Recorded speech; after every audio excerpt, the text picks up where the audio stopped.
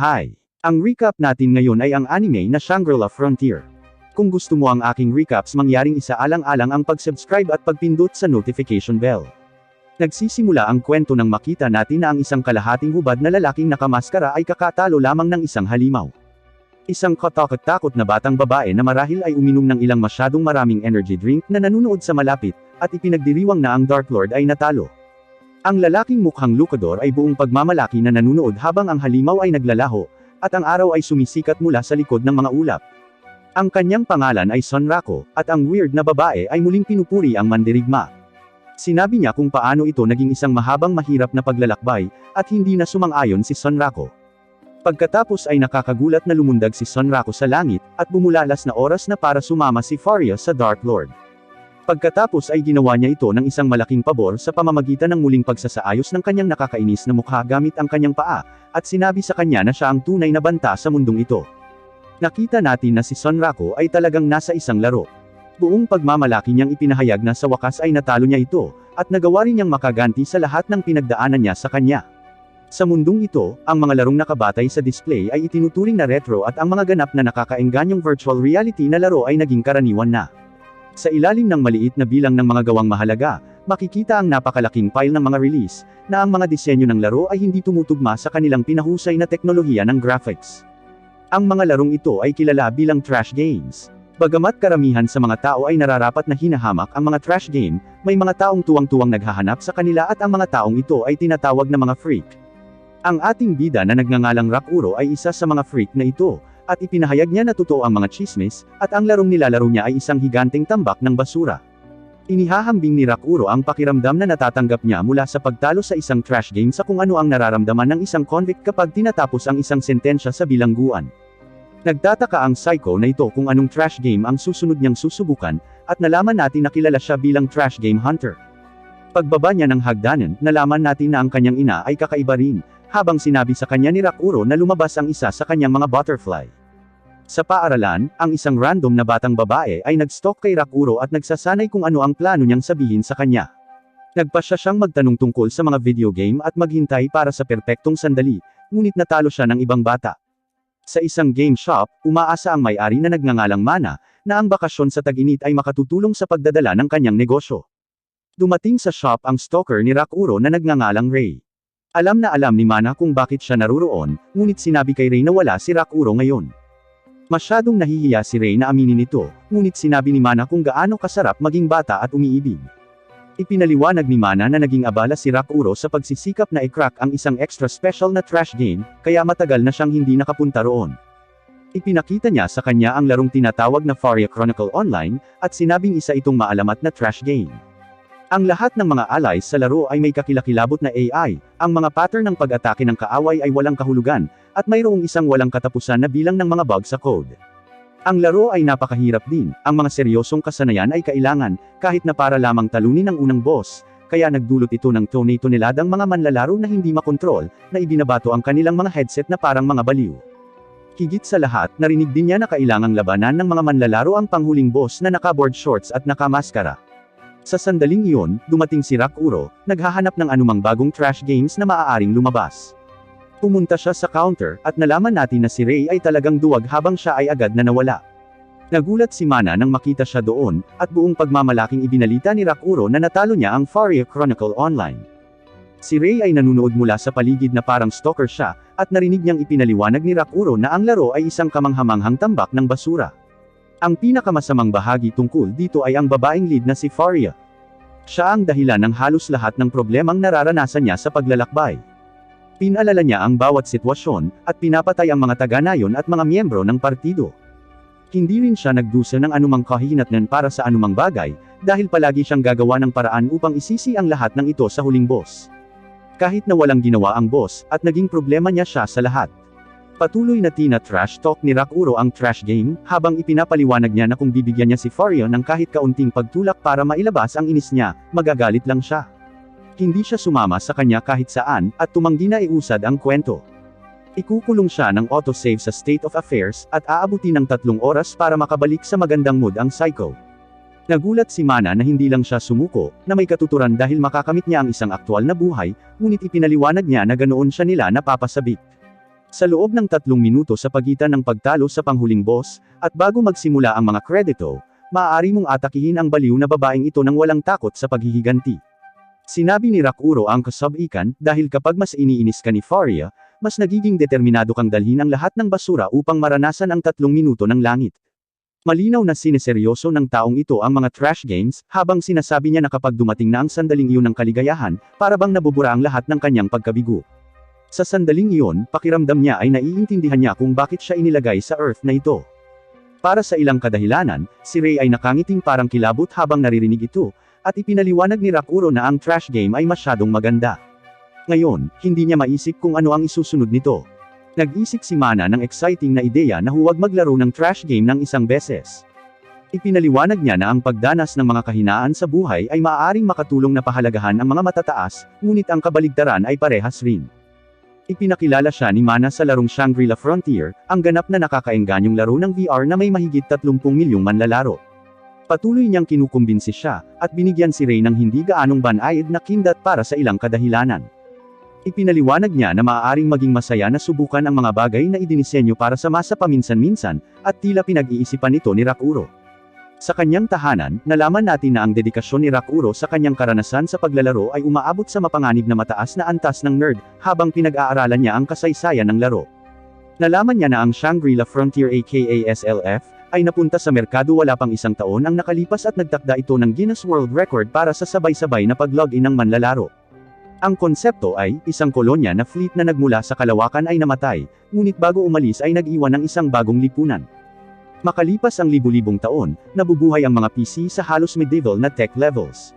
Pinili nito ang kanyang interes dahil isa itong setup na nagbibigay daan para sa walang hirap na pagsasama ng mga elemento ng sci-fi. Tila nakumbinsi si Rakuro dahil hindi katulad ng Faria, na napakasama, ang mga haters ay desperadong naghahanap ng mga tampok na pagganti. Ang larong ito ay minamahal na ang ilang mga haters nito ay ganap na nalunod ng 10,000 mga tagahanga. Ibinaba ni Rakuro ang kanyang gamer fuel, at nagpasyang subukan ang laro. Nalaman natin ng kaunti ang tungkol sa kumpanyang gumawa ng laro na tinatawag na Utopia Entertainment Software.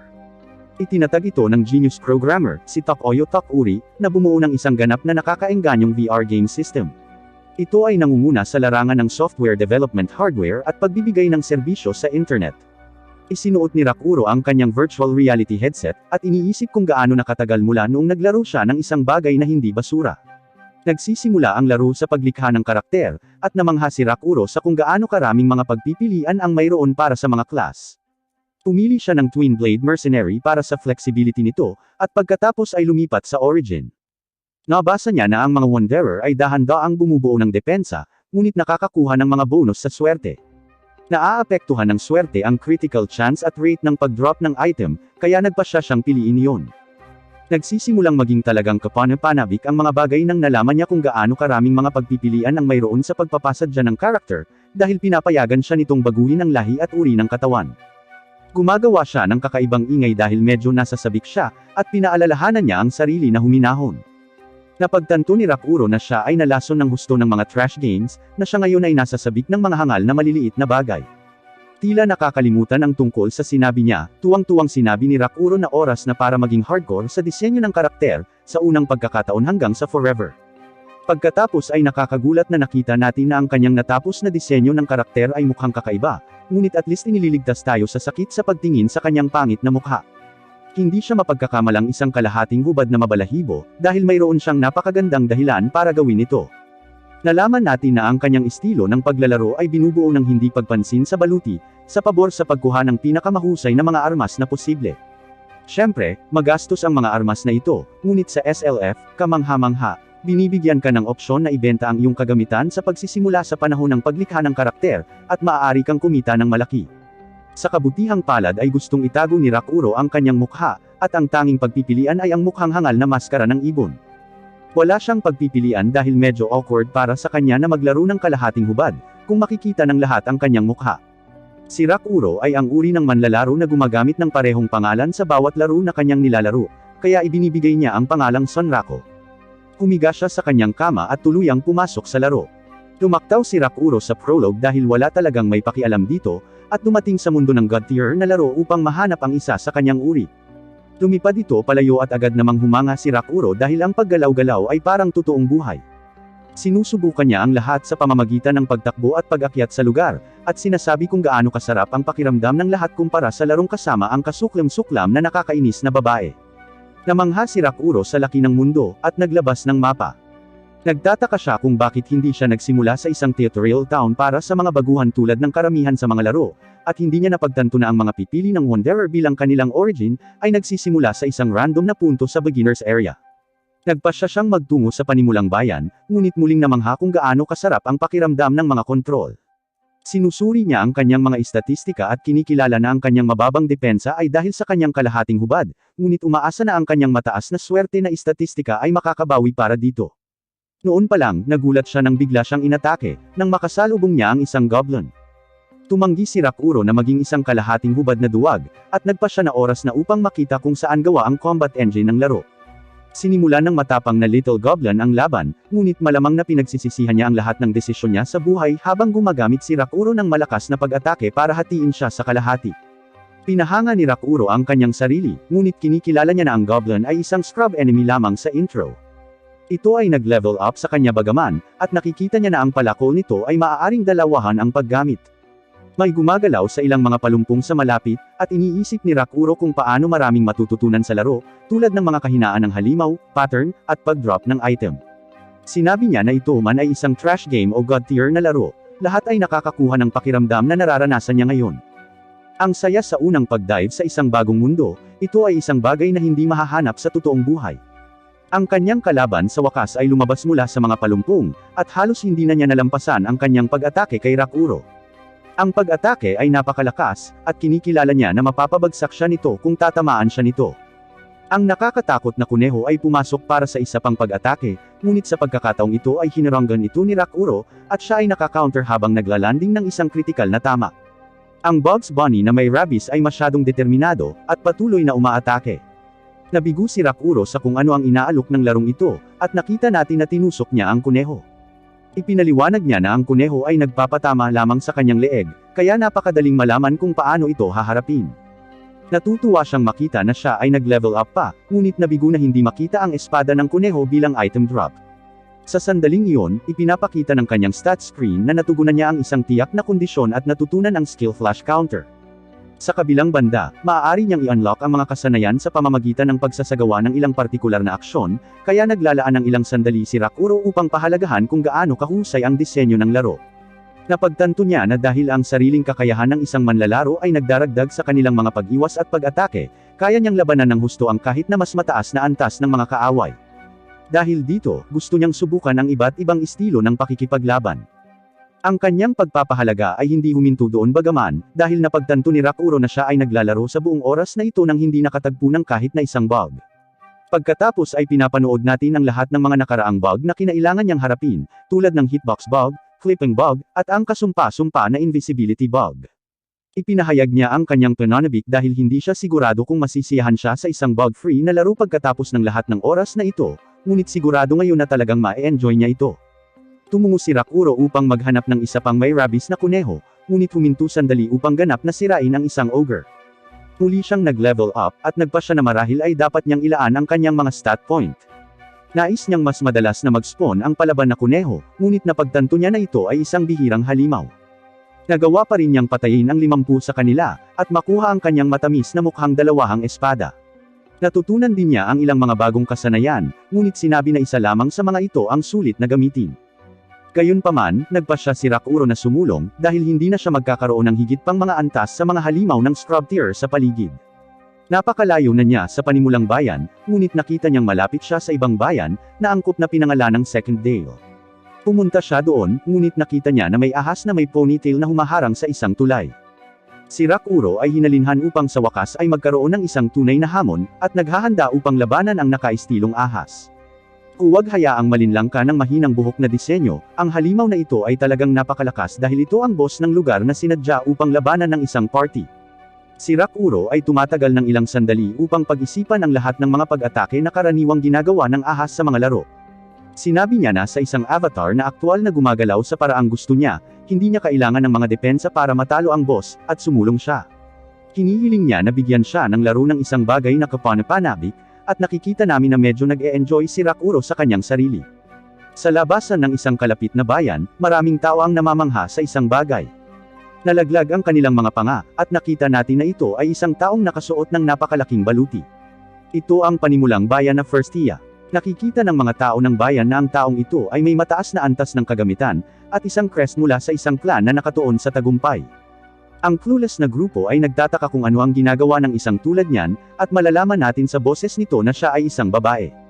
Sinusuri niya ang lahat ng pangalan ng mga tao sa kanyang harapan, at ipinaalala sa kanyang sarili na binibigyan ni Rakuro ang lahat ng kanyang mga karakter ng parehong pangalan. Siya ay wala doon, nakakaiba, dahil ang lahat ng mga nagsisimulang manlalaro ay pumupunta sa Firstia. Bumalik sa totoong buhay, nakita natin na ang stalker ni Rakuro ay hindi sumusuko dahil hinahanap siya nito sa laro. Bumalik kasama ang ating bayani na may mukha ng kalapati, sinimulan niya ang kanyang pag-atake sa ahas na may buhok na nakakaakit na para bang ito ay ninakaw mula sa isang anghel. Nagpa siya si Rakuro na panuurin ang mga pattern nito at umiwas sa ilan sa mga pag-atake nito. Natukoy ng Henyong Gamer na boss pa rin ito para sa mga nagsisimula. Madaling basahin ang mga galaw nito, at hindi ito magkakaroon ng anumang mga galaw na instant kill. Napagtanto ng Genius Gamer na kaya niyang talunin ang bagay na ito nang hindi natatamaan, ngunit kahit isang hit ay mapapatay pa rin siya. Mahusay na umiwas si Rakuro sa isa pang pag-atake ngunit nabasag ang kanyang sandata. Alam niyang humihina na ang tibay nito, ngunit hindi makapaniwalang nabasag lang ito sa unang hit. Nakita niya na ang prinsesa ng ponytail ay may matigas na kaliskis, at nagpa siya na oras na upang subukan ang kanyang matatamis na blood blade. Pumasok si Rakuro para sa isang pag-atake habang binibiro na gagawa siya ng mga snake fillet, ngunit nagulat siya ng ilang lilang bagay na ibinuga ng naka-ponytail na python. Ang una niyang naisip ay maaaring ito ay tae, ngunit ipinapakita ng isang display na ito ay lason, at magkakaroon siya ng pinsala bawat 10 segundo. Napagtanto ni Featherface na maaaring minamaliit niya ang ahas, at ang magandang umaalo na ulo ng buhok nito. Ang ating Diyos ng Trash Games ay nagsasabi sa ahas na natalo niya ang Trash Games na may mechanics na mas mababa kaysa dito, at hindi sapat ang isang maliit na paghahagis ng tae para mapabagsak siya. Iniisip ni Rakuro kung paano siya pinipinsala ng lason ng isang pinsala bawat 10 segundo, na nangangahulugang mayroon siyang mga 4 na minuto na natitira, kaya kakailanganin niya ng isang mapagkakatiwalaang paraan upang mapatama ang mga kritikal kung gusto niyang talunin ito. Ginagamit ng ating Birdman ang kanyang utak ng ibon upang matukoy na ang mga kritikal sa larong ito ay hindi nagtitrigger ng random. Tila nag-trigger ang mga ito kapag ang isang pag-atake ay nakatama sa isang perpektong paraan, o kapag ang isang kaaway ay natamaan sa kanilang mahinang punto. Gayunpaman, ang ahas ay hindi lamang pormado, ang katawan nito ay natatakpan ng napakatigas na kaliskis, kaya napagpasyahan niya na ang mahinang punto nito ay ang ulo nito. Ang ahas na sobrang proteksyon ng kanyang nakaistilong buhok ay humaharang sa kanyang pag-atake, na nagpapaunawa kay Rakuro na ang pag-atake sa ulo nito ay hindi magiging madali. Sa halip, nagpasya siyang gumawa ng sarili niyang kahinaan, at ginamit ang move na Screw Pierce para tusukin ang katawan nito. Patuloy niyang inaatake ang butas na ginawa niya, at sinabi nitong ganap na God Gamer, na nagbabago ang mga katangian ng depensa ng isang nasugatan na seksyon, na nagpapahintulot sa mga kritikal na mag-trigger doon. Ang ahas ay kapansin-pansing sumisigaw sa sakit, sa kanyang magandang ulo ng buhok na dumadaloy sa hangin, na parang nasa isang shampoo commercial. Si Rakuro ay humahampas habang nauubos ang kanyang oras, ngunit hindi niya alam kung gaano karaming HP ang mayroon ng ahas, at hindi siya sigurado kung aabot siya. Napaatras siya, at napagtanto na ngayon ni Rakuro na ang pagtalo sa Trash Games Online ay naging dahilan kung bakit siya naging mautak. Noong una siyang pumasok sa mas appeal game na ito para sa mga casuals, naisip ng mautak na ibon na ito na hindi siya makakatama ng mga bagay ng madali, at hindi na niya kailangang gumamit ng mga items sa pag-recover. Siya ay mayabang lamang bagaman, at tinutupok siya ng ahas. Hindi pa tapos si Rakuro, at ginagamit niya ang kanyang flash counter move. Kinuha ni Rakuro ang kalamangan sa pamamagitan ng paghawak sa isang lock ng buhok nito na napakaganda na karibal nito sa buntot ng unicorn. Isang huling piercing screw sa mukha nito ang dahilan para sumabog ang ulo nito, at nagpaalam tayo sa ahas na mapagmahal sa hair salon. Si Rakuro ay sobrang naging mas masaya habang siya ay nag-level up pagkatapos talunin ang matandang ahas. Ang kanyang loot ay sapat na upang makakuha ng isang magandang presyo, ngunit napansin niya na ang kanyang health ay bumababa pa rin. Wala siyang oras para ipamahagi ang kanyang mga attribution points, at itinapon na lang ang lahat sa stamina at agility. Ang ibon ay nagsimulang lumipad papunta sa bayan upang bumili ng panlunas, ngunit napagtanto na hindi niya alam kung nasaan ang mga tindahan, at tiyak na hindi siya makakarating sa oras. ni hindi niya mairehistro ang kanyang respawn point dahil hindi pa niya alam kung saan ang mga dulo, ngunit wala siyang pagpipilian kundi ang tumakbo ng mas mabilis hanggat maaari, na parang naghahabol sa ligaw na gansa.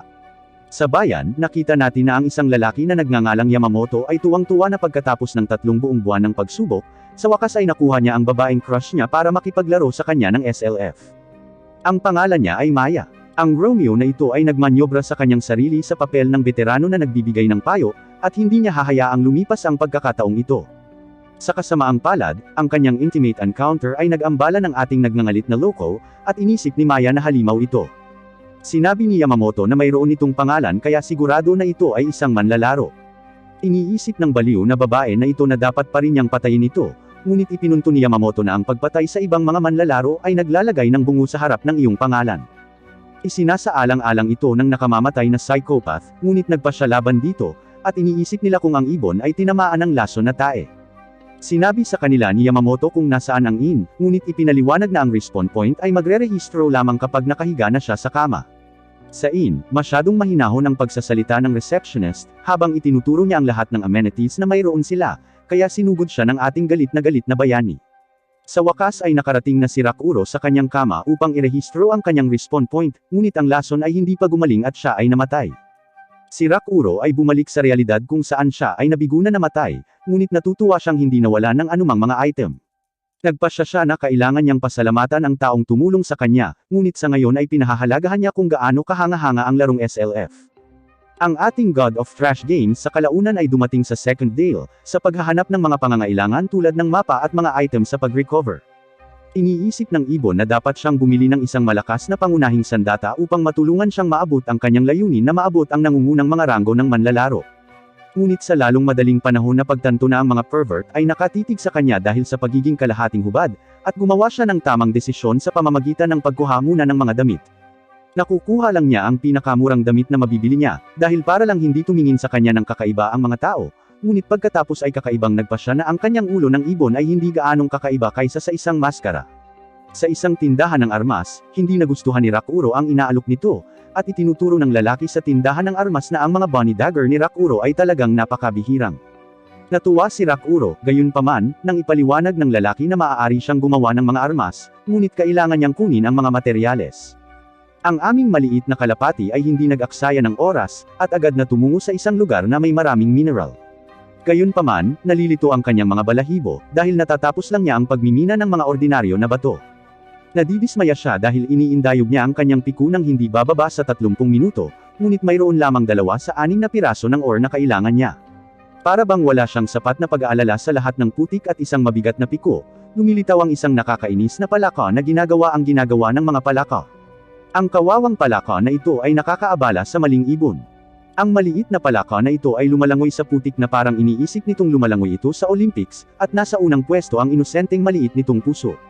Naisip ni Rakuro na maaari silang magsama dahil hindi ito ganoon kadelikado, ngunit natukoy na ang palaka ay malinaw na gustong maging materyales. Napaatras ng kanyang pag-atake ang inosenteng maliit na palaka, kaya pumasok siya para tapusin ito. Alam niya na ang palaka ay may slash resistance dahil ang kanyang suit ay gawa sa balat nito, at nagpa siya na maaari lang siyang gumamit ng bludgeon at piercing attacks. Ang kanyang palako ay perpekto para dito, ngunit ang kanyang mga balahibo ay muling nagulo, nang napagtanto niya na ang putik ng latian ay lubos na nagpapabagal sa paggalaw ng isang manlalaro. Ang kawawang maliit na palaka ay sumalubong sa pagkamatay nito sa kamay ng ating ibon na bayani, ngunit napakadali nito para sa kanya na hindi man lang siya pinasaya nito. Napansin ni Rakuro na mas maraming bagong manlalaro ang lumalabas kamakailan dahil sa summer break, at natukoy niya na dapat niyang talunin ang lahat sa karera para sa mga materyales. Pagkatapos, nagpamangha si Rakuro sa may-ari ng tindahan sa lahat ng kanyang mineral. Sinabi sa kanya na ang isa sa mga piraso ay talagang espesyal at may 2 blade na magagawa mula dito. Pagkaraan ng ilang oras, handa na sila at nalaman niya na ang mga ito ay mga god-tier weapons. Ang napakakapakipakinabang na panday na ito ay nagsasaad na ang paggawa ng tinatawag na pagpapalaki ng sandata ay napakahalaga. Lumalabas na ang pagpapalaki ay nangangahulugan lamang ng pag-upgrade, ngunit ito ang terminong ginamit ng mga panday na masyadong sineseryoso ang kanilang trabaho, at iniisip ang mga armas na ginagawa nila bilang kanilang mga anak. Ang naiisip lang ni Rakuro ay kung paanong ang panday ay isang NPC, ngunit kamangha-mangha ang pananalita at ugali nito. Sinabihan siya ng NPC na huwag umalis sa bayan na nakasuot ng baluti tulad ng mayroon siya habang madilim, dahil mapanganib ang mga halimaw sa gabi. Hindi niya alam, ang kaibigan nating baliw na ibon ay handa sa hamon, at planong gamitin ang mga mapanganib na halimaw sa gabi para masira ang kanyang mga bagong sandata, at magtambak ng ilang higit pang mga level. Bumalik sa tulay, nakita natin na ang ahas ay bumangon mula sa abo tulad ng isang phoenix na may buhok na mas nakasisilaw kaysa sa 1,000 araw. Sa kasamaang palad, ito ay sinalubong ng isang malakas na pag-atake mula kay Ray, na nagpatuloy sa kanyang paghahanap kay Rakuro. Hinanap ng stalker detective na ito ang buong lugar ng baguhan para sa kanya, ngunit natukoy na maaaring natalo niya ang ahas nang hindi humihinto sa bayan, at ngayon ay nasa second day. Iniisip niya kung ang isang bagong manlalaro ay talagang makakamit ang ganoong bagay, ngunit tiwala siya na kung magagawa ng sinuman, ito ay si Rakuro. Sa ibang lugar, ang ating mapagmahal na birdie sa labanan ay nakikipaglaban sa goblin mula sa Lord of the Rings, at tinutugunan niya ang lahat ng kanyang natutunan. Una, nagbabago ang mga spawn ng halimaw batay sa kung ito ay araw o gabi. Karamihan sa mga halimaw sa gabi ay kasing agresibo at mapanganib gaya ng sinabi ng nagbibenta ng armas. Nakatulong iyon sa kanila na mag-level up, at matuto ng ilang bagong kasanayan. Gayunpaman, ang partikular na maliit na halimaw na ito ay tila masyadong malakas. Ang paggalaw at pag-atake ng isang ito ay nasa ibang antas mula sa mga goblin sa kagubatan. Mayroon itong maraming HP at isinasama ang mga malakas sa estilo ng pakikipaglaban nito, na parang ginagawa nito sa buong buhay nito, tulad ng pakikipaglaban nito para sa singsing ni Frodo. Sa sandaling iyon, ang maliit na goblin ay nagpalabas ng isang nakakatuwang tunog na battle cry, at tinawag ang lahat ng maliliit nitong kaibigan na goblin. Para bang ang pakikipaglaban sa isa ay hindi sapat na masama, ngayon ay kailangan niyang harapin ang ilan, at napagpasyahan niyang kailangan niyang tumakbo ng buong bilis para lang magkaroon ng pagkakataong makalayo. Gayunpaman, sa sandaling iyon, inalis ni Rakuro ang kanyang sarili sa mentalidad na iyon at ipinaalala sa kanyang sarili na masyado na siyang nag-e-enjoy para tumakas. Maaaring isang ibon si Rakuro, ngunit hindi siya duwag na manok, at humarap sa hamon. Habang tinatalo niya ang mga nakakainis na maliliit na goblins, iniisip ni Rakuro kung paano siya naging masaya sa buong oras na ito, at sinasabi sa kanyang sarili na ang mga god-tier games ay medyo maayos. Gayunpaman, ang larong ito ay may higit pang maipapakita. Sa mismong sandaling ito nang lumitaw ang isang dambuhalang mabangis na halimaw, nakilala ni Rakuro ang tunay na Shangri-La Frontier. Hindi makapaniwala si Rakuro sa kanyang mga mata nang malaman niyang isa itong unique monster, at hinahanda niya ang kanyang sarili para sa laban ng kanyang buhay. Sa ibang lugar, nasilip natin ang kwarto ni Ray habang nasa laro siya. Hinahanap ng baliw na stalker na ito si Rakuro, at tinanong si Yamamoto na nagsasabing nakakita siya ng mukha ng ibon. Ang uhaw sa dugo na psycho na gusto niya ay gustong wakasan si Ray, dahil tila iniisip niya na ang lahat ay isang halimaw, ngunit pinaalalahanan siya ni Yamamoto na huwag wakasan ang iba pang mga manlalaro. Ipinaliwanag ni Yamamoto na ang malaking ibon ay pumunta sa second dale matapos makakuha ng tae na puno ng lason mula sa sawa. Malinaw na siya iyon dahil walang ibang manlalaro ang baliw na magsuot ng ulo ng ibon habang kalahating hubad, ngunit sinabi ni Yamamoto na maaari niyang baguhin ang kanyang kagamitan sa ngayon. Hindi makapaniwala si Ray kung paano natalo ni Rakuro ang gutom na sawa nang hindi bumisita sa unang bayan. Iniwan ni Ray ang dalawang snitches na may regalo ng pamamaalam na tinatawag na coordinate teleporter at humarurot. Lumalabas na hindi nila kilala si Ray, ngunit masasabi ni Yamamoto mula sa emblem sa kanyang kapwa na siya ay mula sa isang clan na nakatutok sa isang partikular na unique monster, ang Lycaon the Night Slayer. Ang mga unique monster ay isang espesyal na klase ng mga halimaw na may parehong individual na pangalan at isang title. Karamihan sa mga halimaw kapag natalo o nahuli, nagre-respond bilang isang bagong individual pagkalipas ng isang takdang panahon. Ngunit para sa mga unique monster, isa lang ang bawat isa sa buong mundo. Sinasabi ng bulong-bulungan na mayroong 7 sa kanila sa SLF, ngunit ang pamantayan ng spawn para sa karamihan sa kanila ay hindi alam. Para sa bawat isa sa mga unique monster na ito na tinatawag na Colossi, maraming nangungunang manlalaro ang bumuo ng clans, na nakatuon sa pagpapabagsak sa kanila. Ang mga Colossi na ito ay napakabihirang, ngunit ang tunay na issue ay, kung gaano sila kalakas. Isang buong taon na ang nakalipas mula nang magsimula ang laro, ngunit kahit na may player base na higit sa 30 milyon, wala ni isang tao ang nagawang talunin ang isang unique monster. Bumalik kay Rakuro, nakita natin na nakatagpo niya ang isa sa mga imposibleng malakas na Colossi na ito. Nalaman niya na ito ang unique monster na si Lycaon the Night Slayer. Iniisip ni Rakuro kung paano medyo matigas ang mga maliliit na goblins na kinakalaban niya kanina, ngunit ang unique monster na ito ay natangay sila sa isang pag-atake lamang.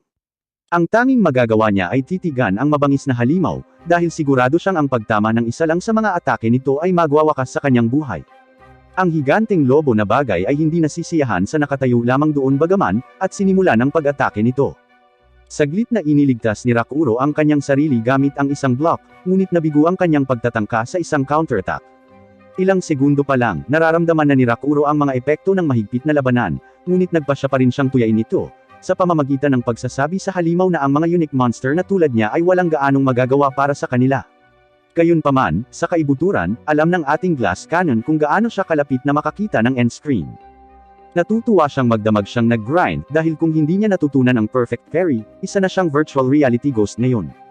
Binibigyang daan siya ng perfect parry na maiwasan ang pisikal na pag-atake ng kaaway, kung gagawin ng may eksaktong timing. Ipinagpatuloy ng halimaw ang walang humpay na pag-atake nito, at muling iniiwasan ito ni Rakuro.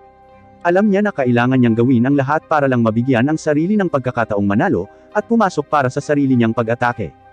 Lumipat si Rakuro sa kanyang Vorpal Choppers na nakuha niya mula sa Rabbi's Rabbit, at pinagsama ito sa kakayahang kumilos upang makatama ng critical strike.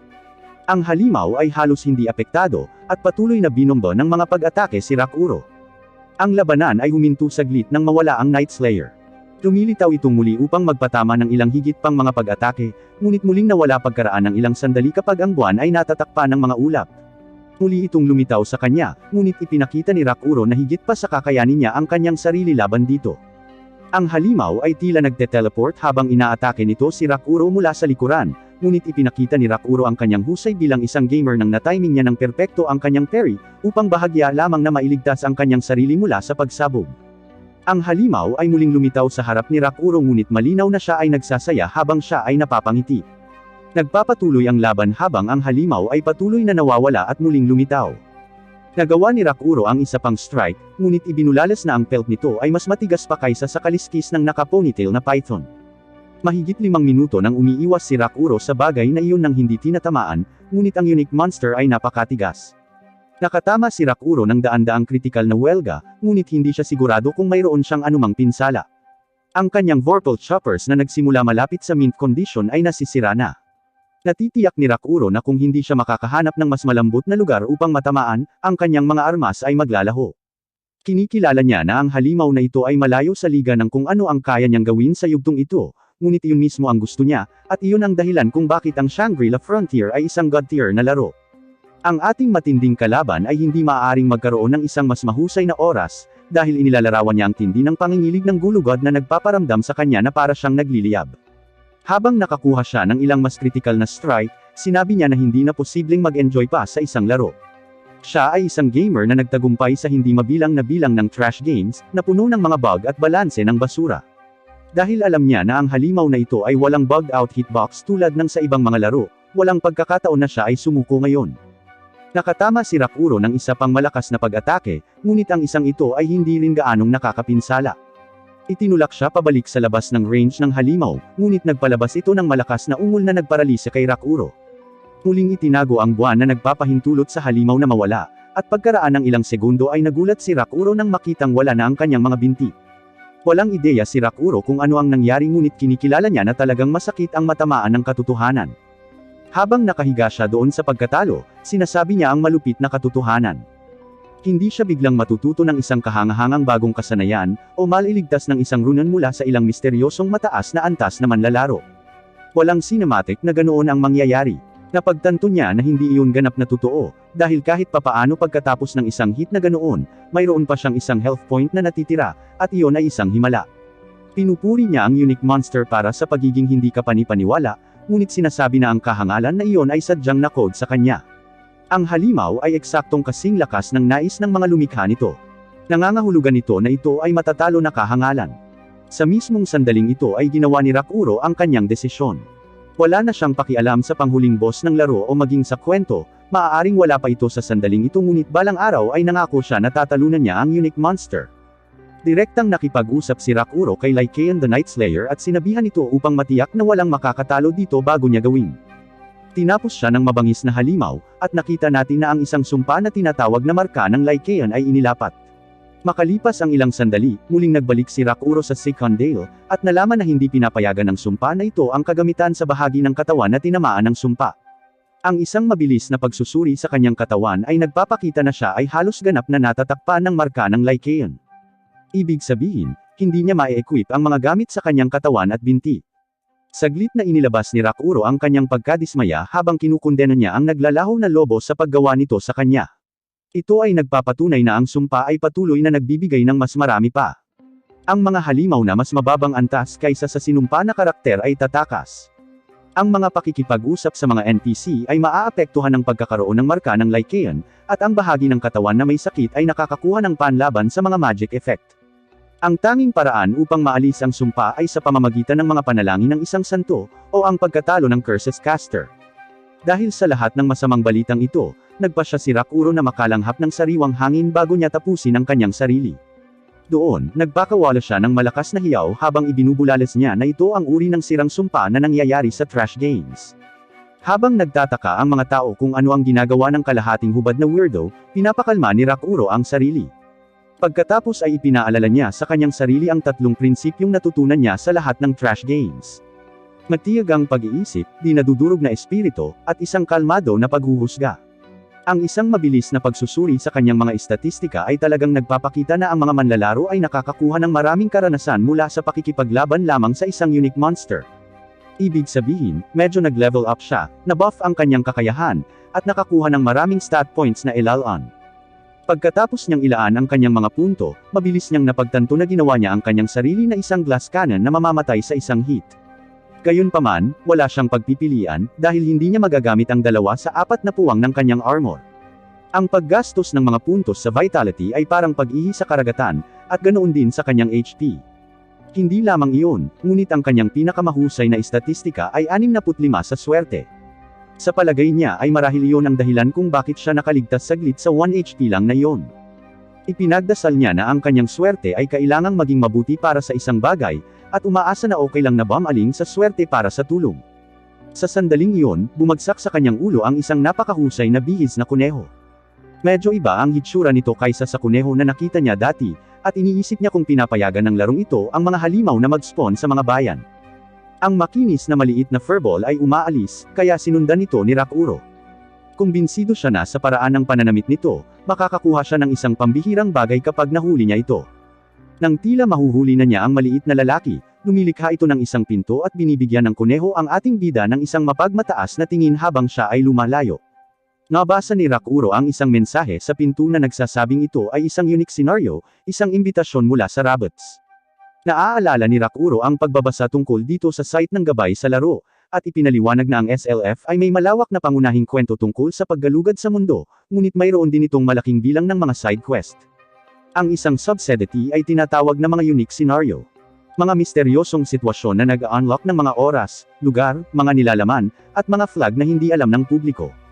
Kaya't ang mga kasanayan sa kagamitan at spell na maaari mong makuha sa mga unique scenario na ito ay sinasabing top class. Binuksan ni Rakuro ang pinto at iniisip kung paanong hindi pangkaraniwan na makita ng mga clan na desperadong naghahanap upang mahanap ang mga unique scenario na ito. Nagpakawala siya ng tawa dahil ang pagtugon niya ng isa nito ng maaga sa kanyang paglalaro ay kamangha-mangha. Napagpasyahan niya na ito ay dapat na resulta ng pagtatapon ng kanyang mga stat points sa swerte, at nangako na hindi niya hahayaang mawala ang pagkakataong ito. Gayunpaman, pagkatapos niyang pumasok sa pinto, nakita natin na ang kinakailangan sa level ay 80, at ang tanging level ni Rakuro ay 28. Pagpasok niya, nagulat siya nang makitang ito ay isang mundo na puno ng mga kuneho, at ang kanilang mga minamahal na carrot. Natatakot siya na baka pumasok siya sa pugad ng isang halimaw, at tinanggap siya ng maliit na hangal na tumutuyas sa kanya sa pagdating.